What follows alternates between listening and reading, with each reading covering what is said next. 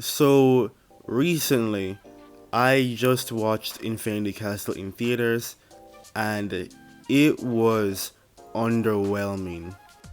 For as hyped as I was for the movie, I just came out disappointed. So I guess I'll just use this video to say why I feel this way. So, major spoilers ahead. So first, I guess we can start with Zenitsu's 7th form. Zenitsu's 7th form honestly feels like an ass pull to me. Because we're only told and shown this technique by the very end of the fight, and it just comes off as an ass pull.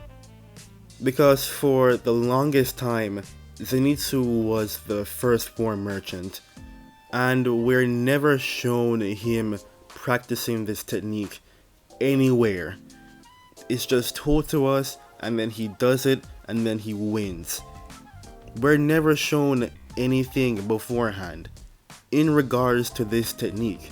He says he practiced it, and he does it, and he wins.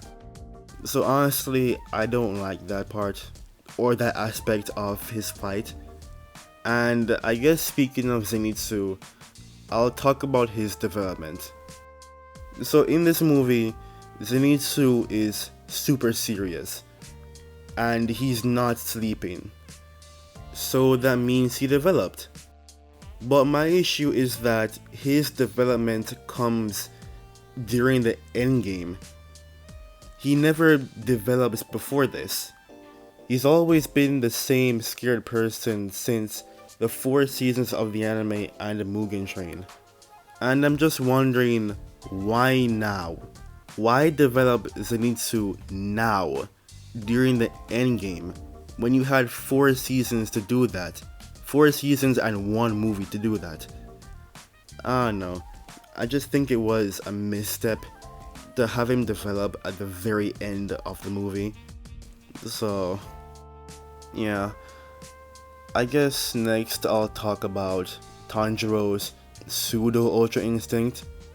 So Tanjiro gets this technique by remembering some random memory. He remembers this memory and is just able to do it. It's the same issue I have with him unlocking the Hinokami Kagura in season 1, because he just remembers a memory and is just able to do it. In this case, he has a memory of his dad showing off that technique, and Tanjiro in this moment against Akaza can just do it. The transparent world or something like that. I don't know. It just comes off as an ass pull to me. Same with Zenitsu's 7th form, and I just don't like it. So, yeah, I guess lastly, I'll talk about Akaza's backstory. Now, Akaza's backstory is fine. The backstory itself is fine. My issue is that it goes on for way too long. I think it goes on for like 30 minutes or 45. It goes on for so long, to the point where I almost fell asleep, if I'm being honest, just because it went on for too long. I understand it's supposed to add some more context to Akaza, but his backstory did not need to be 30 minutes long. Your average Demon Slayer backstory isn't that long. So the fact that it's 30 minutes of a backstory, I think is just egregious. The backstory itself is fine, but the length, it goes on for way too long. So, yeah, I guess that's it for this. Right now, I don't have anything else to say.